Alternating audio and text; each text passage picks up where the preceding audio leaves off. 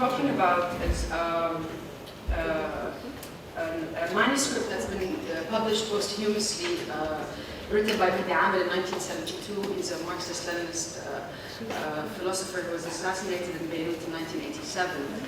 And I'm going to try to extract from this posthumously published manuscript his conception of social structure and his ideas concerning historical time and capitalism and the potentialities of revolution. So,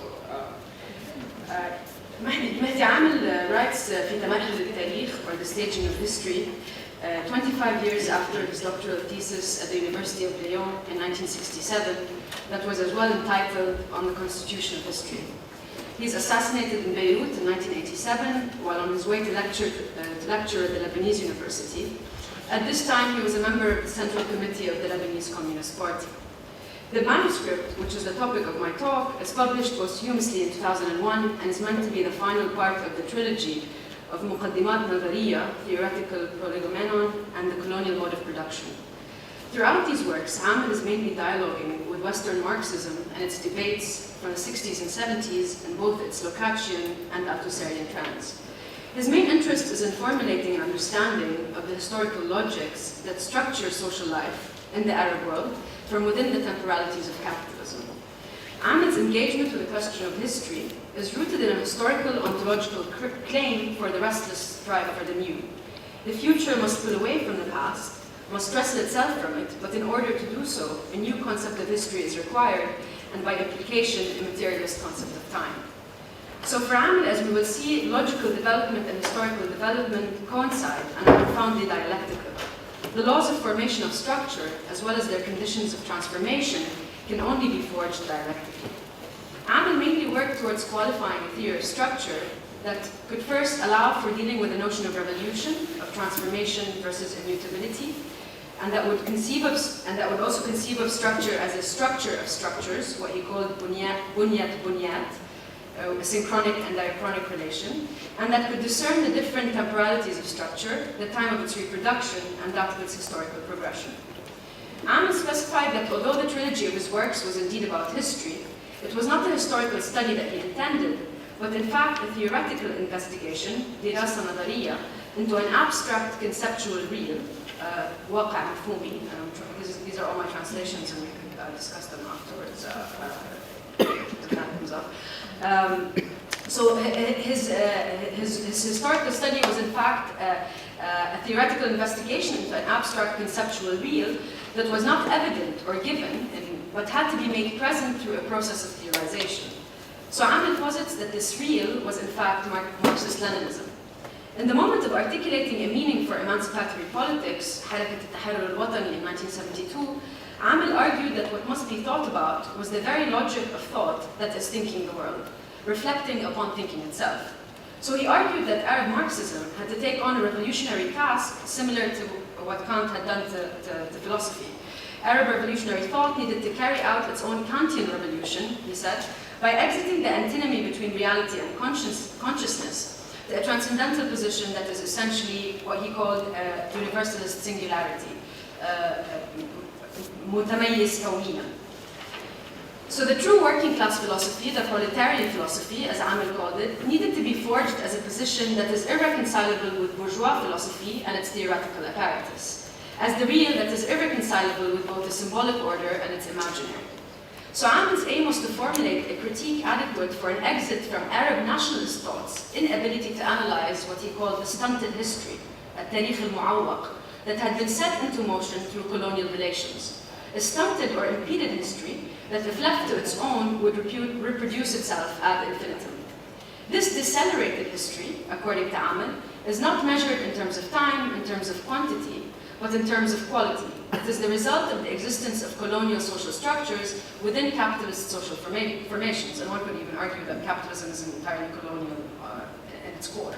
So in the face of this social formation, a revolutionary politics needed to be forged, one that should infuse class struggle with a class consciousness. And Nadia was very Leninist in all his works. Thus, Ahmed's conception of history as a synthesis of the historical logic that underlies social life and social structure in its material constitution, and of Arab thought as a false unity of contradictory ideologies is formulated from the position of the class struggle, one that had to be theorized in order for it to exist. And I quote him here, "It is only in pre-capitalism that history was a sequence of unique and disconnected social formations. Universal history is the history of capitalism. Concrete history, the history of class struggle, however, can only be made to appear through the critique of the historical logics of capitalism. From here comes Amel's seminal rebuttal of nationalist progressive politics in Egypt, Algeria, and Syria, for their inability to take up the position of revolutionary politics. And on this is based his theory of structural dependency and class dependency between the colonial bourgeoisie, as he called it, and imperialism. So Amel proposes to reassert what he called, in an Althusserian manner, the scientificity of Marxist dialectics from an eminent historical position. The two texts that he is mostly engaged with reading while he is writing this manuscript are Althusser's For Marx and Reading Capital. Amel attempted, although perhaps not very successfully, a systematic critique of Althusser's structuralism and mainly refuted his concept of overdetermination. For Amel, Althusser misread Capital's specific historical time as transhistorical history. However, Amel struggles throughout his work with locating a subject for history. He shares with Althusser and Balibar the idea that history constitutes its object rather than receives it. This would mean that the mode of production of capitalism itself constitutes labor, money, value, etc. But how could the shift from feudal relations to capitalist ones happen without, for instance, surplus value? But then the question is surplus value not a retroactive category that is avowed in value-generating labor itself? These are all questions that Amel does not engage with directly. And although there's a stark lack of any analysis of commodity form, money, and labor, in contrast to the overpresence of the categories of modes of production in history in his works, many of his arguments seem to remain to be operable. It is clear that for Amel, capital has no history, yet appears historical. Moreover, it is not self-conscious. It is not a subjectivity, but a subject with no self-consciousness. So consciousness is reserved for class struggle alone in Amel's understanding. The temporality of capitalism is that of a standstill. It produces historical time from within an empty, homogeneous linearity, according to a retroactive and anticipatory logic. This is a perpetual process, which could only be undermined by a politics that refutes this logic. Amel worked to forge such a theory because he did not accept the claim that the contradictions of capitalism would on their own lead to its own dissolution. Hence, the problem of knowledge for Amel, what he called al-haql al-ma'rifi, is not to be understood in terms of the classical dichotomy of subject and object, but as a question of the relation between social mediations and forms of thought. The necessity of the theoretical discussion of history and time in the staging of history comes from Amel's analysis of the colonial mode of production in his previous book in the trilogy, and I'm going to speak a bit about this here because it's really seminal for what he does in the manuscript later on. The colonial mode of production for him is to be understood as a structural formation, and I'm quoting him here, that is created by the onset of imperialist capital that carries within the folds of its historical structure the very impediments for the full consolidation of capitalist relations. So the historicity of a mode of production, according to Amel, such as the colonial one, is established through the interrelation of three different temporalities. What he calls the time of the formation of structure, zaman al-takawun, the time of its historical progression, zaman al-tatawwur, and the time of its transformation, zaman al-tahawwur. These different temporalities are non-sequential. They are the necessary material, concrete, interrelated forms of historical time in capitalism. So sequential linear history is for Amel a bourgeois ideology, for it confuses the time of formation with that of reproduction. And I quote him again here, the history of formation of capitalist social relations is not the history of capitalism itself. The history of capital is the very reproduction of its relations of production. And of course here you can always see how much he's infused with Althusser, although constantly trying to struggle with them. Thus, although capitalism originates in feudal relations, its constitution as a social relation is in itself a radical rupture with feudal social structure. And this is really this moment of transformation that Amel was mostly trying to theorize, because being able to understand this rupture would allow for an understanding of the rupture between capitalism and communism, right, or the communism to come. So, thus, although capitalism originates in feudal relations, its constitution as a social relation is a radical rupture with feudal social structure. Capitalism is not a historical result, but is a historically determinate mode of social mediation. So once capital is set into motion, or once capitalism is set into motion, it also forges a linear consecutive understanding of history, which if left without critique, delimits the potentials for conceiving of communism as a radical rupture with existing social formations. So theorizing this radical break, the rupture was Amel's main aim.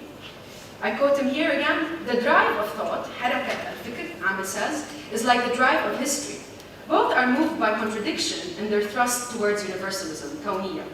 So colonial societies have to produce a true critique of imperialism by forging an emancipatory politics that begins from the class struggle, one that goes against the historical progression of capitalism, as well as its ahistorical logic, which is at its core, and creates a revolutionary rupture. So for Amel, historical consciousness is essentially instilled by capitalism, rather than allowing people to remain under the tyranny of making a history which they do not control. The task of revolutionary thought was to create what had not existed before. In Amel's words, and again this is something one could discuss, he says, and I quote him, Marxism is the true science of history, and history is the only true social science. So history undergoes periodization through the movements of modes of production within it. However, this movement is not one of progression or sequence, because of course there's only one mode of production, it's the capitalist mode of production. There is no linearity in historical time because of the simultaneous interrelations between different modes of production and their respective temporalities. And here, Amel, there's really, this is a problem in translation, he's always trying to make the category of the modes of production dialectical, but he's always falling into this kind of, language reifies on its own, so there's this constant struggle in his text with the specific namat al-intaj or the mode of production. So in other words, for Amel, there are multiple stages of capitalism, but none that would necessarily lead to its demise. He argues that although historical time is determined by the temporalities of modes of production, concrete history, material history, al-haraka al-tarikhiyya al-maddiya, is determined by the movement of social formations and not modes of production. Now this is a Marxian position that he does not expand on fully, but that can only be forged theoretically by assuming the existence of a distinctively social being, the human as a species being. So history in this perspective is the totalization of the total time of the human, as Peter Ozgun says. The irony is, however, that capital is largely dehistoricalizing of humankind. So Amel is thus working through Marx's conception of history, of capitalism as prehistory, and theorizing towards the revolutionary opening up of history. In order to do this, Amel had to depart from a traditional Marxist conception of society's progression through modes of production, and to formulate what he calls a true universalism that is forged against the tides of capitalism's historical time. So the mode of production for Amel is an abstraction of all the social relations that encompass capital. Thus, although modes of production are determined by relations of production, and both together come to constitute an economic base for society, historical time cannot be reduced to this economic determinism, and this is where he really goes against Althusser. However, and in contradistinction to Althusser, this does not mean that there exists a series of contemporaneous structures of history, a political one, an ideological one reserved for art, religion, etc. This separation of history into all these different histories is what Amel calls a tamdid, a reification. So the whole of social structure is not the amalgam of different histories. Their perceived unity as separate fields that constitute a social formation is in itself ideological, and this is something that he was constantly trying to prove. So the reification of these structures is in itself the form of appearance, he says, of the temporality of reproduction within a social formation. So there is no such thing as a history of philosophy, a history of literature, or a history of politics. These illusory categories are the historical forms within which class struggle and politics are repressed for Amel.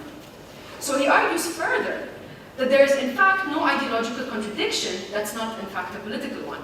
There's no political contradiction in a social formation that is separate from economic contradiction. As such, the class struggle for Amel is always embedded in society in a specific historical form. But most importantly, it is repressed through the model of sequential modes of production. So this dialectical interplay between the time of formation and the time of progression of structure is represented in Amel's theory of what he calls the non-consolidation of classes, نظرية التفاوت الطبقي, in the colonial mode of production. And basically this is really, I'm still not sure where one could go with this, but it's very interesting to bring it out here. He argues that the colonial social structure is characterized by what he calls the transposability of classes. the inability of classes to consolidate into strictly antagonistic and separate positions. So the working class, according to Amel in the colonial mode of production, never consolidates from a peasant class. All you have in colonial societies is a false struggle between the petite bourgeoisie and the lower class that never really fully consolidates into a working class, while the bourgeoisie is compradoric, or acts as a middleman for world capital. It never comes into direct struggle with the lower class. And it's only in this context that Amel says develop sectarian relations as political relations in a non-consolidated class social structure. And this goes against much of what many people have been trying to argue about sectarianism being in itself a form of class struggle. He maintains that it's a political relation. So for Amel, colonialism is a necessary stage of capitalism and not a necessary stage for pre-modern societies. And this is where he has this critique of all these French sociologists, Lacoste, and people we all talk about more anymore. So the supposed underdevelopment or regression or takhalluf of colonized societies is not because of their underdeveloped relations of production, which is an easy way to read Marx. Rather than taking the reading of this Marxian analysis of colonization as a process that facilitates capitalist expansion and thus brings closer the possibilities of socialism and communism, Amel argues that in fact the Western colonization of societies has revealed the intrinsic impediments for the consolidation of the processes of capital itself. And this is really, I think maybe this links to the discussion of how capital is totalizing and how it's not. So colonization did not revolutionize the relations of production in the colonized nations, but in fact blocked the possibility of their transformation based on their own internal logic. So in colonial nations, the relations of production do not gain an independence from other social relations. This is a point that Amel is making. They never take on a life of their own. Hence, the class antagonism is never accentuated. The peasant never really changes their class, but remains nostalgically attached to their original class. Instead of a class struggle, what happens is this class substitution, or the istibdal al-tabaqi. So hence, politics in the colonial mode of production, according to Amel, is not really political, because of its inability to carry out a mutation in the structure, what he calls al-iftija' al-bunyawi. So for Amel, the political instability of third world countries is in fact concomitant with the very stable social structures. If capitalist social structure is characterized by stability, by a perpetualness, colonial social structures are characterized by permanence. So this naive conceptions of history, what he deems as identitarian conceptions of history, the petit bourgeois, this sous-produit class that can never fulfill its historical role, they overtake colonial societies. So for Amel, colonization functioned as a repressive force rather than as a revolutionizing force, precisely because it instilled a specific social structure that carries a historical logic that is counter-revolutionary. And he names these, he constantly goes against these counter-revolutionary politics, particular identity politics, nationalist politics, Islamic politics, Druze politics, Maronite politics, etc. So the colonial mode of production is not to be perceived as temporarily being behind capitalist modes of production, but as an intrinsic component of its structure of unity. So unity for Amel, structural unity, is essentially based on contradiction. Structure is a combination of synchrony and diachrony, not of similitude, but of contradiction. So if indeed history is about deducing the general conditions of material transformations, then Amel argues the material conditions of history are in fact the movement of structures of time within capitalist relations of production in society. And this is a quote from him again. Time, as zaman, is not a self-identical structure. Its progression is not identical to its structure. Both its structure and progression are determined by the mode of production underlying it, colonial capitalist mode of production. So in this moment of the text, we can see Amel struggling with making the category of mode of production dialectical enough, yet one can think that he actually succeeds in doing this. He thus insists on the non-historicity of modes of production, on their constitution in time and off time. As such, for him, the progression of historical time is not determined by the sequential horizontal shift from one mode of production to the other. And I mean, of course here he's arguing against all the kind of nationalist socialists that, well, we don't need the nationalist bourgeoisie in order to overcome colonial social structure. This is one thing he's arguing against. Rather than a horizontal sequential shift from one mode of production to the other, It's a vertical movement, Amel says, that's driven by the internal contradictions of one form of social relations of production, capitalism over others. So rather than seeing history as this kind of horizontal sequential movement, it's happening within one mode of production, within capitalist mode of production, and it's happening vertically. One needs to jump from this, perhaps the title is something. So faced with the necessity of analyzing colonial relations in Lebanese society as well as the Arab world at large, Amel formulated a theory of social formations in capitalism that was determined by an analysis of the different simultaneous temporalities that constitute the singular structure of world capital. And a caveat is necessary here to differentiate Amel from a post-structuralist reading of him. The logical structure of historical time was not to be refuted by Amel because of its structural character, but on the grounds of the refutation of it as the logic of specific class relations that overdetermine the social structure. So Amel's crucial insight with regards to social structure was his recognition of the perpetual ability of capital to reproduce itself. The reproduction of relations of production was seen by him as an essentially perpetual process, the only interruption of which would be the work of politics. And I quote him again here, history does not reach the point of no return, the point of rupture through economics. It cannot do that without the work of politics, he says. Echoing the Benjaminian formula, Amel wrote, and I quote him again here, the birth of a new history does not happen painlessly and naturally. It is only with force, and through force, that it will come around. So this political force is clearly defined by Amel as the revolutionary violence from within class struggle. Against both idealism, as pretend philosophy for Amel, and empiricism, he formulated a dialectical conception of history that perceived it as an underbelly of temporalities of capitalism and not as a stage on which world events unfolded in realization of spirit. So the task of dialectical materialism, which Amel saw himself to be fulfilling, is the overcoming of the historical logics that structure reality and of social forms of mediation that determine thought. The past in Amel's philosophy can only be discerned from the analysis of the present, and the present can only be redeemed by its release from the structures of world history. So historical development of capitalism is dialectically linked to the logical developments. Only by being conscious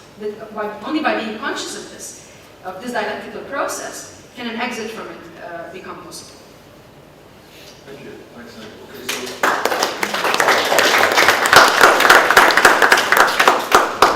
the next speaker is Johann Hartle.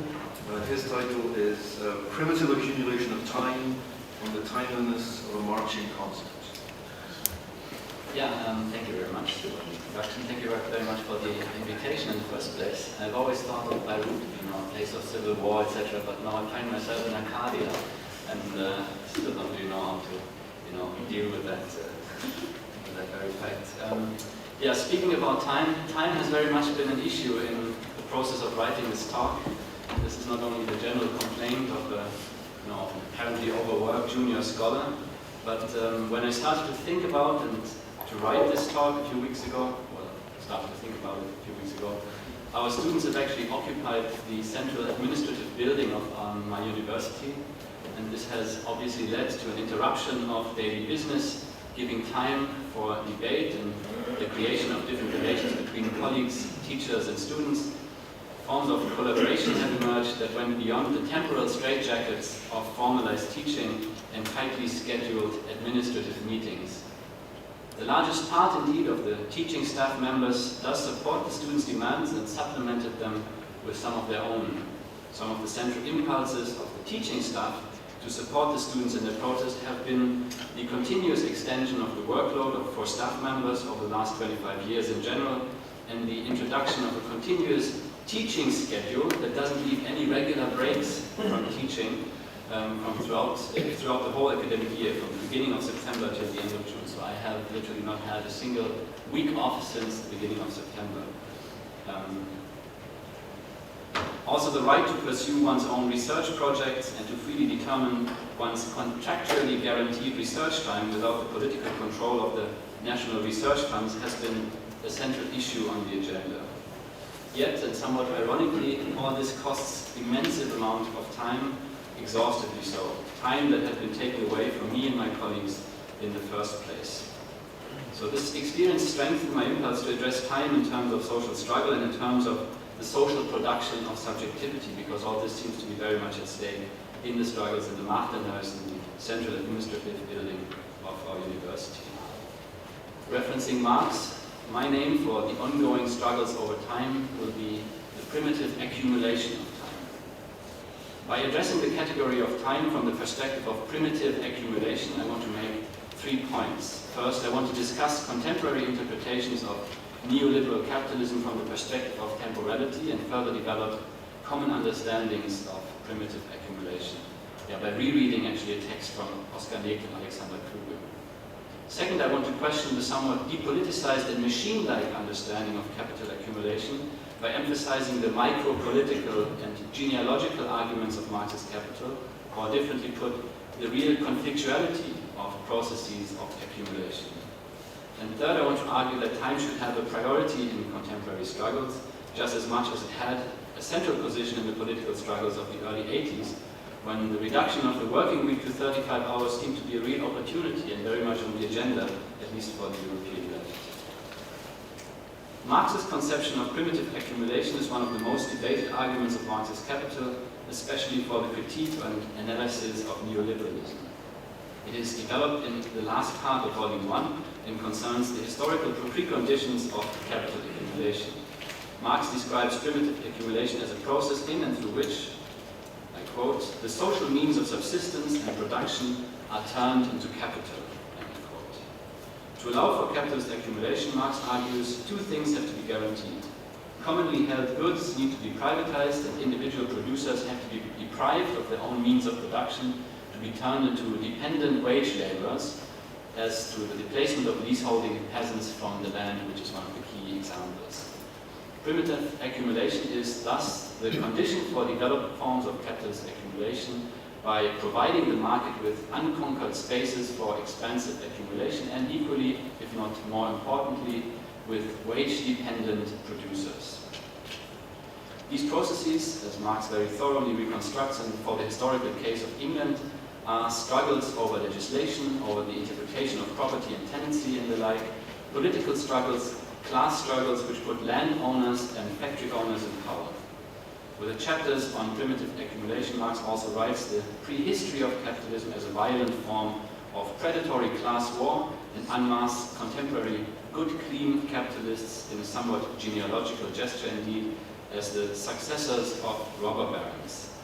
According to Marx, capitalism is thus the result of a violent historical process of dispossession and usurpation in and through which individual and collective producers are deprived of their means and capacities to reproduce their own lives. And actually I was very much struck by Angela's examples of fragmented bodies or body parts, because one of the key examples in the book of Oskar Negri and Alexander Kluge that I would refer to for the German process of primitive accumulation, the key images is the legend of Tilman Riemenschneider, the German sculptor, who was, according to the legend, had his hands cut off for supporting the peasants in the peasant wars. Yeah? And having his hands cut off being an example for being a fragmented, producing a fragmented body deprived of its own means to self-production and self-reproduction. Yeah? So an example for primitive accumulation in the history, or in the legends of the history of German art. The history of Marxism, of course, knows far-reaching debates concerning the range and importance of Marxist argument on primitive accumulation. Marx has often been interpreted to suggest that primitive accumulation concerns only the prehistory of capitalist accumulation, and that as a process it has ended with the advent of developed capitalism. At the same time, however, Marx himself emphasizes that, I quote, the incessant reproduction, this perpetuation of the worker, is the absolutely necessary condition for capitalist production. So an incessant reproduction. This emphasis on continuity has marked the further discussion of primitive accumulation, as famously in the text of Rosa Luxemburg. Rosa Luxemburg has argued that, and that is the accumulation of capital. Rosa Luxemburg has argued that primitive accumulation is not just a historical requirement of capitalist accumulation, as Marx apparently suggests, but rather an enduring condition of capitalist accumulation. Even in its, I quote Rosa Luxemburg, full maturity, capitalism depends in all respects on non-capitalist strata and social organizations existing side by side with it. It depends, in other words, on spaces, lands, and markets that are not fully subjected to capitalist control. Luxemburg's thesis, which was at the center of her own influential theory of imperialism, obviously, has not only influenced a great number of Marxist thinkers in conceptualizing the continuity of primitive accumulation. With her emphasis on the spatial logics of capitalist accumulation, she also set the tone for various interpretations of contemporary geopolitics.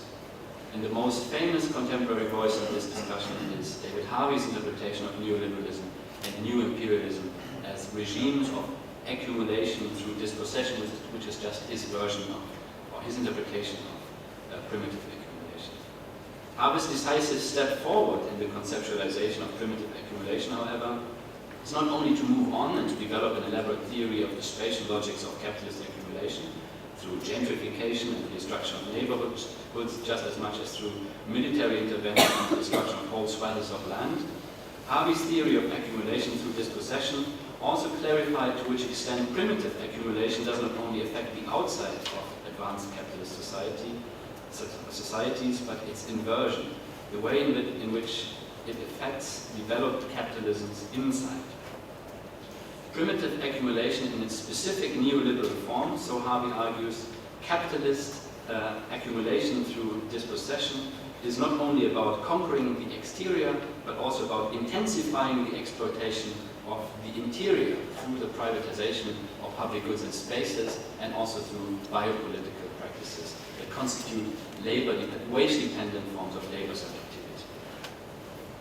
With such emphasis on the internal conquest of capitalist accumulation, primitive accumulation no longer only concerned the usurpation of workforce and land exterior to advanced capitalist society, but also the internal organization of politics under neoliberal rule.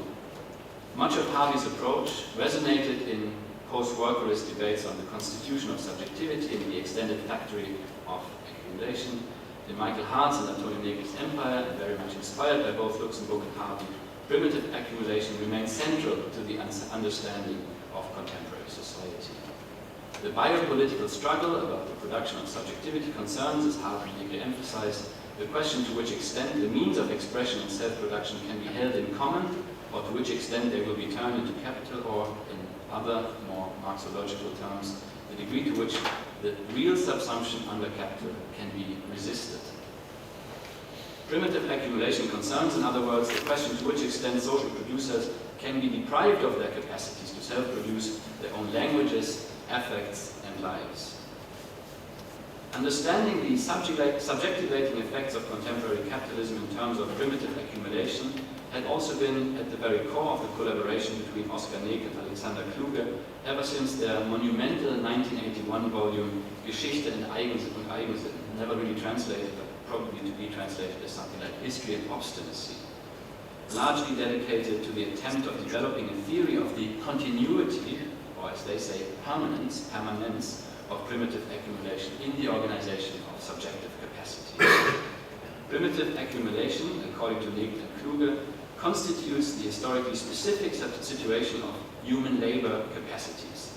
It determines the history of the development of these capacities, and in Neg and Kluge's historical anthropological approach, they reconstruct the coding of human subjectivity as an effect of these developments, not without analyzing the moments of deviation that these processes have implied. History is thus, on the one hand, regarded as the process of determination of the senses and of subjectivity by processes of accumulation, and on the other hand, as the respective forms of self-regulation, key term for them, of bodily limits to subject formation, of stubbornness and autonomy, obstinacy as they call it, that tend both to be implied and to resist, to be implied by and to resist the logics of subjectivation that is given with the forms of primitive accumulation that characterize the formation and constitution of dependent wage labor. One of the specifically interesting dimensions of their approach concerns the question of time.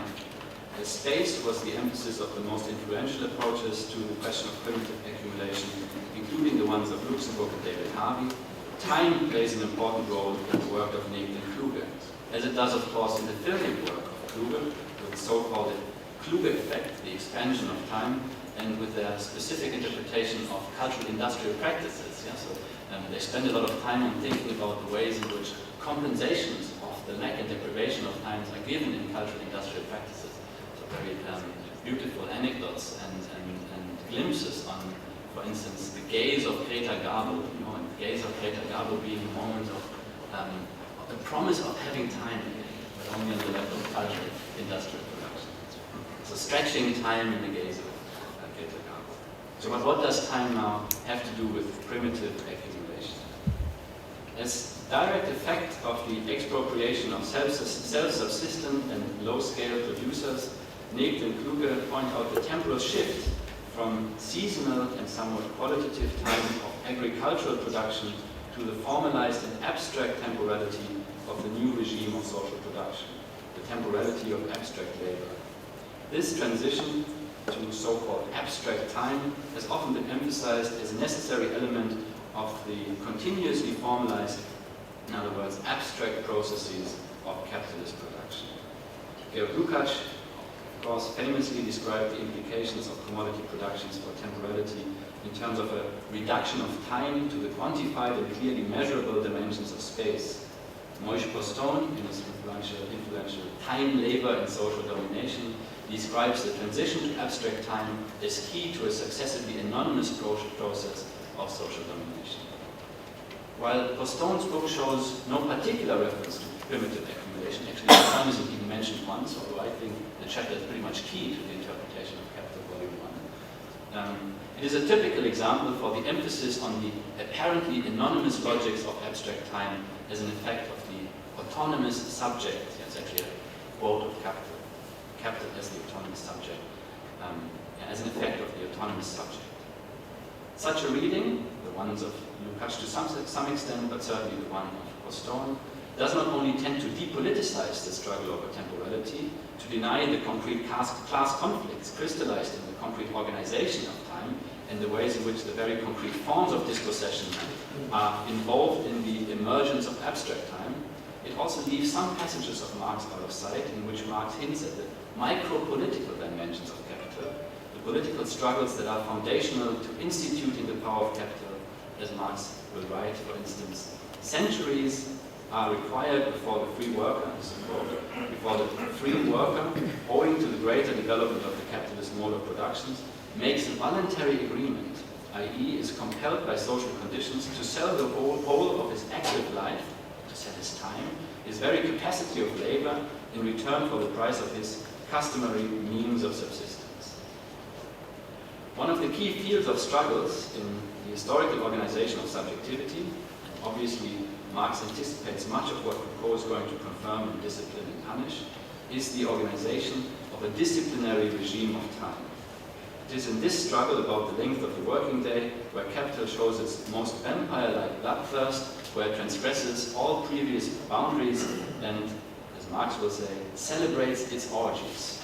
So he writes, "It has been seen that these highly detailed specifications, which regulate with military uniformity the times, the limits and the pauses of work by the stroke of the clock, were by no means a product of the fantasy of members of parliament. They developed gradually out of circumstances as natural laws of the modern mode of production." And I would be careful to read natural laws in too anonymous a fashion. I would say natural laws are laws of hegemony, of the historical production of specific conditions of subjugation.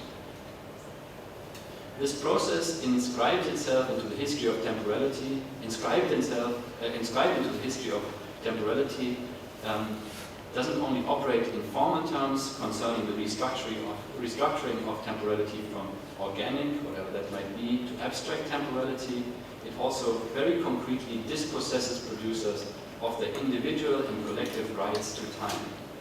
In analogy to the dispossession of forms of collective property and means of self-subsistent production in the course of primitive accumulation, this process leads to the dispossession of collectively shared and self-determined temporality. If we may believe Joan Thirsk and Karl Kautsky, this process of dispossession has very much been a successive process. Thirsk estimates that in the 16th and early 17th century, about 1/3 of the working days, including Sundays, were spent in leisure, Kalkowski offered an even more extravagant estimate that 204 actual annual holidays were celebrated in medieval Lower Bavaria. 204 annual holidays. Especially in the last 30 years of a sustained counter-revolution on the battlefield of temporality, as Jonathan Clare suggests in his book on 24/7 capitalism, the effects of flexibilization and the successively porous borders between labor and leisure in a global society of control have clearly done their part in dispossessing time and silently extending the working day to its utter limits. Exactly 30 years ago, however, very much at the turning point of the politics of time, Oskar Neeples, against the background of the historical struggles over the reduction of the length of the working week, most pointedly emphasized these micro-political dimensions of capital in terms of its temporal regimes. All forms of social domination, so Neeples stresses in his lebendige Arbeit enteignete Zeit, not translated, would be something like living labor, dispossessed time, have to be effective on the level of the concrete organization of space and time. Social domination has to be effective on the concrete level of the organization of space and time. The production of the dependent wage laborer is thus, first and foremost, the usurpation of the liberty to spend one's time as one pleases. Domination, thus, always very concretely, determines the range of the spatio-temporal possibilities of the dominated. Labor time is therefore, so Neil claims, at the very core of the question of political freedom as such. The historical and perpetual reduction of self-determined time is therefore not just a question of the specific political struggle concerning the level of economic exploitation. It also affects the question of domination as such. Struggles about the length of the working day therefore directly concern the primordial forms of dispossession that are constitutive of capitalism. Capital Volume 1's Chapter 10 on the working day can, to my mind, not be interpreted convincingly without Part 8 of Capital on the so-called primitive accumulation. And this relationship between labor time and the repeated and continuous production of the conditions of capital accumulation implies that struggles concerning time are also, as Jonathan Clare has recently emphasized, struggles about the conditions of possibility of politics itself, critique of domination in politics itself. Reappropriating time is the condition to reclaim the right to self-produce one's own conditions of living and to intervene in the production of subjectivity. By way of illustration, Clare here refers to the nostalgia of Chantal Akerman's film, Dest, the portrait of a disappearing state socialist society which Akerman herself described as an attempt to catch a moment while there still was the time. There still was the time to catch a society in the moment of its disappearance. That is one of the aspects of this statement, yes, but also to catch a moment in which there still seems to have been something like commonly shared time.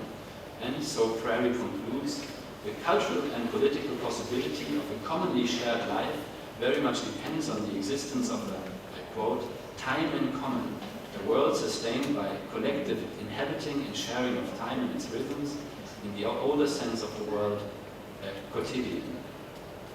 For all these reasons, and as a condition for any other struggle concerning commonly shared goods, time should have a priority in contemporary debates and struggles about the commons and the future of the political. To defend the right to time is not just one of many possible subjects of struggles, it concerns the conditions of struggles itself, which makes its dispossession all the more destructive. Thankful for your patience and attention. I would therefore now like to leave some time for discussion, but I understand we move on to the next talk.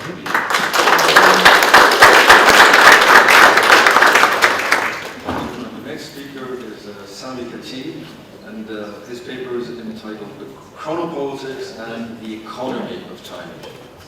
Yes, it's almost the complementary counterpart to your paper, if you want. So let's see how far I can go with this all too long paper. It's basically a paper on Benjamin and Marx.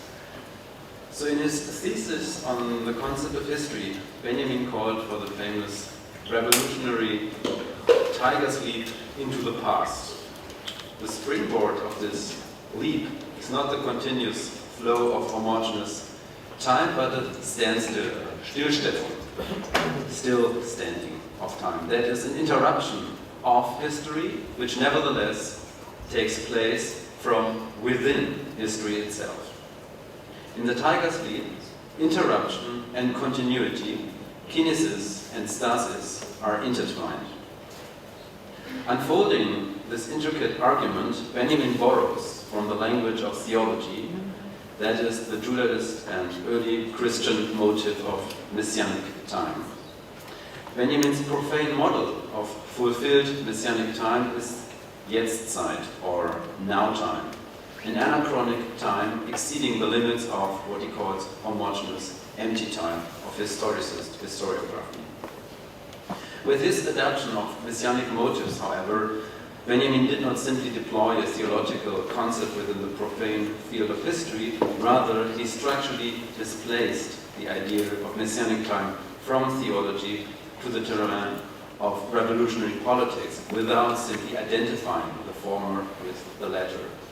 Written in 1940, and this is well known, his theses were politically directed against vulgar Marxism and its belief in historical progress, which was irretrievably discredited after the Hitler-Stalin Pact of 1939. His very peculiar version of historical materialism resulted from a radical revision of vulgar Marxism, the significance of which is, according to Michael Oedi, only comparable to Marxist thesis on Feuerbach. For Benjamin, the political miscalculations made by Western European socialist and communist parties were not only derived from tactical or strategic failures, but also concerned their underlying historicist or progressivist concepts of history, which are, under different circumstances, still operative in our age of global capitalism. You could here say it's the pseudo-messianism of capitalism as the fantasy of pure productivity, sustainability, perfectibility, and so on. Starting from this assumption, this paper is interested in the question of how Benjamin's politics of time, or chronopolitics, still speaks to our age of capitalism. Can Benjamin's concept of a non-linear time also shed light on the temporal limits of today's capitalism? In this section of my paper, I will briefly introduce Benjamin's concept of Jetztzeit, or now time, and in the second section, I will turn to Marx's theory of capital time and the temporal paradox of the value as capital thrown into time. In the last section, I hope I will conclude by confronting Benjamin's and Marx's theories of time. And ultimately, my question is, how are we conceive of the relationship of the anachronic time of class struggle as Jetztzeit and the historical time of capital without relying on a meta or transhistorical standpoint outside of capital time?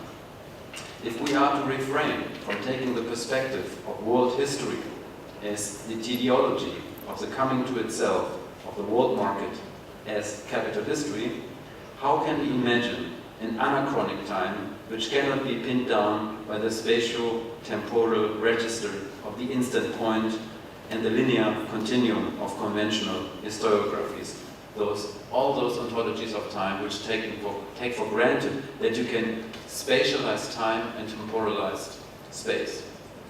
Basically, going back to Aristotle's physics. So Benjamin's concept of Jetztzeit as a profane model of messianic time can be read as his answer to the challenge of what he called Marxist secularization of messianic time. In the draft version of the thesis on the concept of history, he wrote, quote, "In the idea of classless society, Marx secularized the idea of messianic time, and that was a good thing. It was only when the Social Democrats elevated this idea to an ideal that the trouble began." In Benjamin's view, however, this secularization is not strictly atheist or scientific. His concept of historical time maintains a contradictory relation to the messianic. This relation is not directly aimed at a theological telos, the messianic kingdom, but functions as a kind of corrective to historical materialism in order to teleologize the latter's historical metaphysical remainders. Jetztzeit hence introduces a temporal complication. It accounts for a non-linear or anachronic constellation of time, short-circuiting past and present, and thereby arresting the linear, irreversible flow of homogeneous empty time. Such a conception of the present, as Benjamin says, as now time, shot through with splinters of messianic time, is modeled after the revolutionary encounter of past and present, invoked, for instance, by the name of the communist Spartakusbund of Rosa Luxemburg and Karl Liebknecht in 1918. Within the historical discontinuum of what Benjamin called the tradition of the oppressed, lost causes and struggles of the past are not diachronically put into sequence, but synchronically connected, referred to their retroactive redemption in a revolutionary event. The futur antérieur of Benjamin's politics of time relies on a temporal loop, providing the time for a synchronizing short circuit of anachronic particles of past and present. Within the discontinuous medium of curved time, political teleologies cannot anymore be projected linearly into a future, which in capitalism we can add is a dead future, a future already written and overwritten by the teleologies of capital and surplus accumulation. This ateleological stance against linear time, historical progress and progressive approximation is not limited to an epistemological argument or an alternative historiography, but aims at a radically new concept of history affecting the ontological status of the past happening. History is not completed or perfect, it is radically imperfect and open to its retroactive modification. Ultimately, the task of the historiographer coincides with the historical subject, both exposed to their uncompleted past without being contemplatively separated from it. As a consequence, Benjamin's critique of capitalist progress exceeds the scope of a mere critique of historicist or social democratic ideologies. Rather, it points to the real process of capital history as the self-temporalizing movement of capital time, bound to future circles of capital accumulation. That is to say, homogeneous empty time is not only a question of false historiography, but the problem of a never fulfilled or accomplished ontology of capital time. But how are we to conceive of the temporal specificity of capital time? Second part, already in Marx's Poverty of Philosophy, we can find an outline of what might be called a theory of capital time. And a quote from Marx: "Time is everything, man is nothing. He is at the most time's carcass. Quality no longer matters, quantity alone decides everything, hour for hour, day for day." In the age of modern industrial capitalism, time appears as an alienating, negative principle systematically subordinating human beings under its laws. Humans are separated from their generic faculties and become the mere embodiment of an empty mechanical time. If, as Marx claimed, all economy ultimately reduces itself to an economy of time, any attempts to change the mode of production must also change the economy of time and the constitution of time. As Peter Osborne has shown, the difference between capitalism and communism, or any other non-capitalist mode of production, is not only social, but temporal. It concerns the difference between homogeneous time, here capitalism, and the absolute movement of becoming, as Marx put it, for communism. In contrast to the young Marx, however, the mature Marx of Das Kapital knows at least two temporal dimensions of capital. In capitalism, time is not just an external measure, homogeneous time, but the denaturalized, yet naturally grown, naturwüchsige expression of a social relation, which at once produces and limits the creative potentialities of human productivity. In other words, the time of capital is not merely quantitative, but both quantitative and qualitative, and cannot be opposed symmetrically to the qualitative time of communism of free activity. To unravel this paradoxical temporality, so time as measure, quantity, and time as a social relation, quality, I will briefly turn to the temporal dimension of the value from the first section of Capital. In Das Kapital, Marx defined the commodity as the materialization of a certain social substance, and that is value. The substance, however, is not stable, is not a stable essence, but a flexible social relation. That is abstract labor, which is itself defined by another relation, and that is the relation of time, and I quote from Marx. How then the magnitude of this value to be measured? Plainly by the quantity of the value-creating substance, the labor contained in the article. The quantity of labor, however, is measured by its duration, and labor time, in its turn, finds its standard in weeks, days, and hours. End of quote. So the paradox of the capitalist time as measured is the following. On the one hand, socially necessary labor time is an abstraction from the multitude of concrete labor time, the standard of which is chronometric time, counted in, as Marx put it, weeks, days, and hours. On the other hand, it is abstract labor itself that produces this very standard, allowing for quantifiable time units. Put differently, the category of abstract labor already implies a social mode of time as measured, which is not merely a concept applied to a given mode of production, but the very production of this standard qua abstract labor time unit.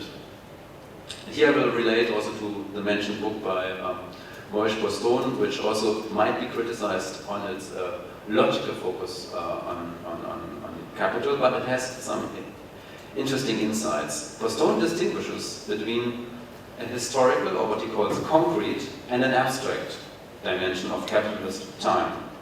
For, quote, historical time is not an abstract continuum within which events take place and whose flow is apparently independent of human activity. Rather, it is the movement of time, as opposed to the movement in time.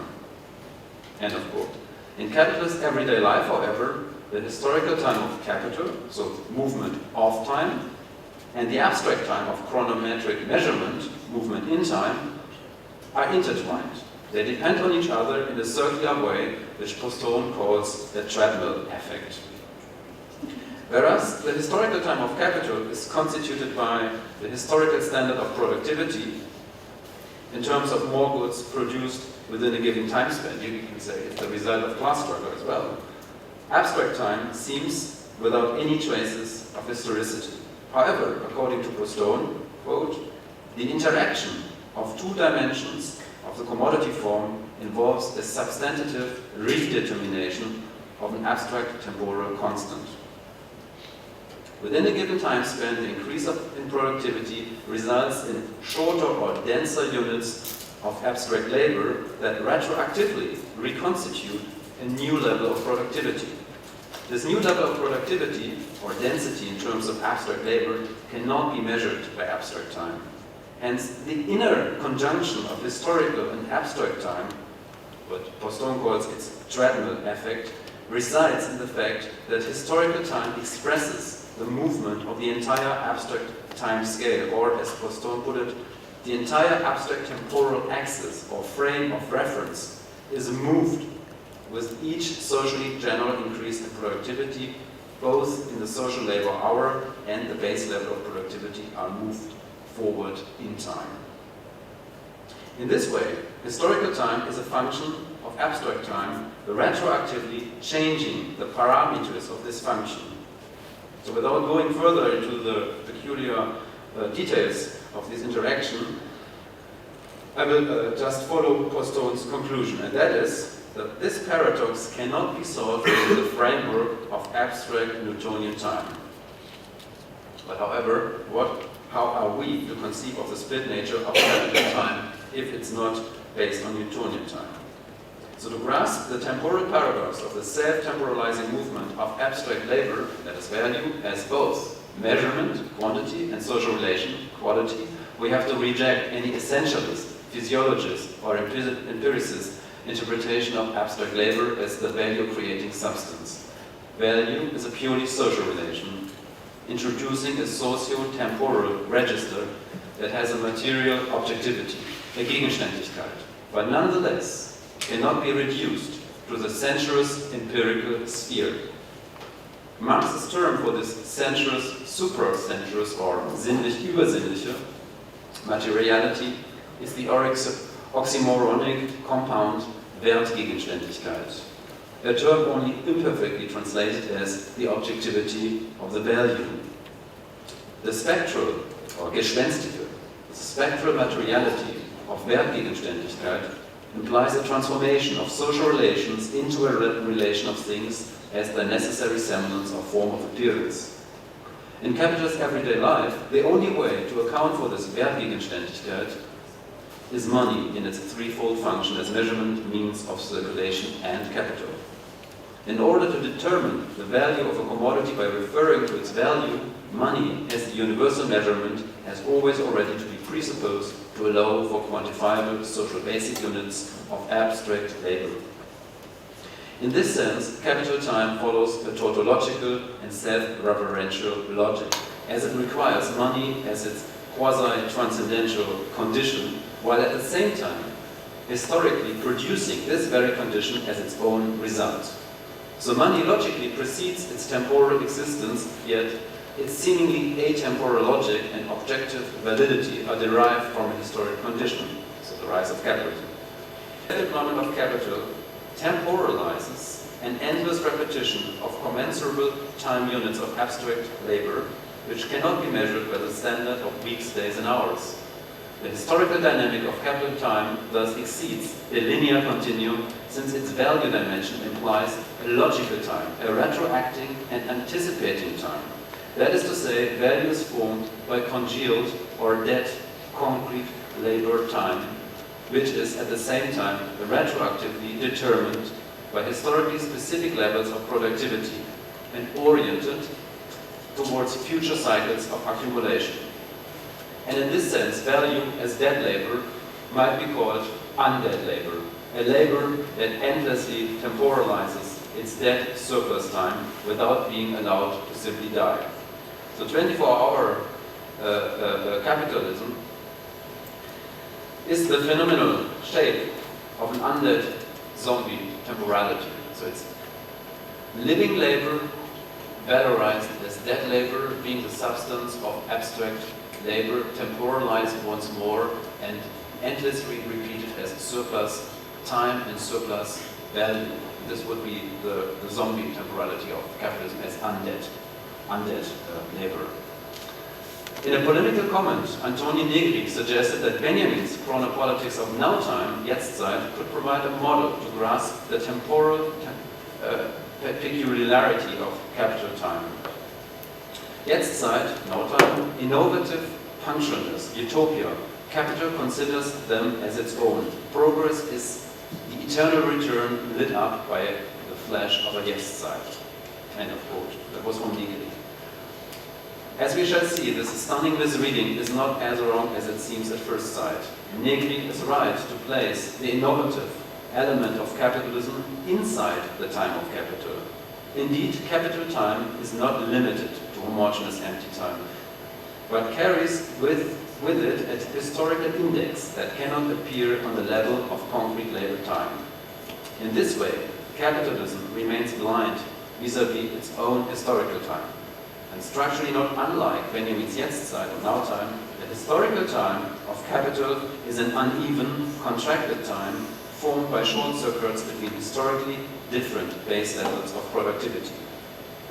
It is this ambiguous parallel that triggered Negri's misreading, implicitly laying bare the twofold character of capital time. Against Negri we are to insist on a thin but crucial line of difference. While Benjamin's Jetztzeit introduces a redemptive short circuit between a certain fragment of the past and the now of political action, irreducible to homogeneous and empty time of official historiography, the perverse now time of capital cannot escape its measurement by abstract time. Moreover, the progress of capital time necessitates an infinite regress of its retroactive measurement, even though a final measurement is endlessly postponed. Against this form of spurious infinity, Benjamin called for, quote, messianic arrest of happening, breaking off, interrupting the self-temporalizing movement of capital time. This interruption, however, is not brought about from some apocalyptic outside, but occurs within capitalism's historical time itself. The intertwinement and at the same time radical incommensurability of capital time and its messianic interruption exceeds the logic of symmetric oppositions. Jetztzeit is not objectifiable time, but radically subjective. It is bound to the experience and historical crisis of a collective subject involved in class struggle. The temporality of class struggle is not the continuous flow of chronological time, but formed by a constellation of outlived moments and their, so to speak, prophetic anticipations of the future, the intentional subject matter of which is the present itself. If the Benjaminian historian, who is in solidarity with what he calls the struggling oppressed class, does not keep step with the time of her contemporaries, she dwells on an anachronic, counter-temporal delay, a chronopolitical loop which interrupts the homogeneous flow of capital time in its chronological succession of equivalent now points. That is to say, Jetztzeit designates a transcendent dimension within the plane of immanence of capital time, neither representable by abstract chronometric time nor by capitalism's own historical time. It cannot be pinned down by the spatial temporal register of the instant point and linear continuum. The task of the Benjaminian historical materialist is thus to seize this anachronicity within the continuous flow of time, giving us time to free and retroactively redeem the contracted, congealed time encapsulated in capital time. If the latter consists not only of accumulated chronometric, what we call homogeneous and empty time, but also expresses the paradoxical temporal dimension of the value, a materialist reading of messianic time is motivated by the split nature of capital time itself. For messianic time is nothing else than an inner loop, a slip within capital time, giving us time to subtract human labor from capital time, to deactivate capital time, and ultimately to bring the latter to an end. This inaugurative ending of capital time in terms of a classless society, however, to quote Benjamin, is not the final goal of historical progress, but its frequent miscarried, ultimately achieved interruption. So Benjamin's chronopolitics call for a different concept of historical time. The structural condition of possibility of articulating such a call, however, exceeds the scope of theory. Only class struggle is the small gate through which a new concept of historical time can be entered. And according to Marx, class struggle is not a stable situation, but characterized by interruption, instability, and politico-economic crises. Generally, Benjamin follows this view. However, he modifies the decisive features and stresses the subjective moment of crisis. A subject, this is always a collective subject, a subject caught in class struggle always stands at the crossroads. Class struggle is a situation of permanent crisis, parting ways. Those who are subjected to a situation of crisis can never attain a contemplative distance to the actual happening, since their historical entrapment, their socio-political thrownness, so to speak, necessarily implies a particular partisan perspective from which one can never overlook the totality of all possibilities of a historical situation. It's precisely not objectifiable history. In other words, there is a certain potentiality and temporality that is only present in class struggle and present only for those who are involved in it. Therefore, those who seek to actively intervene in class struggle cannot count on objective laws of history or deterministic automatisms of economic progress, as vulgar Marxism has it, but have to anticipate the unexpected and be the most catastrophic turn of history. So Benjamin's true politician has no ideological or scientific measurement or instrument at hand to measure out the realm of the possible, but relies on an almost telepathic anticipation of the tendencies of the present, a Geistesgegenwart, a presence of mind, which is capable of instantaneously seizing the chance for changing the social, political parameters of the possible in a moment of crisis. It is in this way that the now of class struggle is the precondition to test the temporal limits of capitalism. These limits are inherent to the twofold character of capital time. However, class struggle is the unstable side where the interaction and transmission of the two dimensions of capital time can be interrupted. This interruption does not take place in a different time, but is fought out within the irreconcilable dialectic of capital time itself. Basically, it's a split character. Capital time is not identical with itself. In this way, the now of class struggle, the critical moment of danger, is foremost an intervention into the temporal medium in which political, economic class positions and subjects are formed in the first place. This intervention is the chronopolitics of this medium, a disruption of the temporal mediation of social relations, a struggle for the immediacy of this temporal medium and its actualities. Thanks for your patience.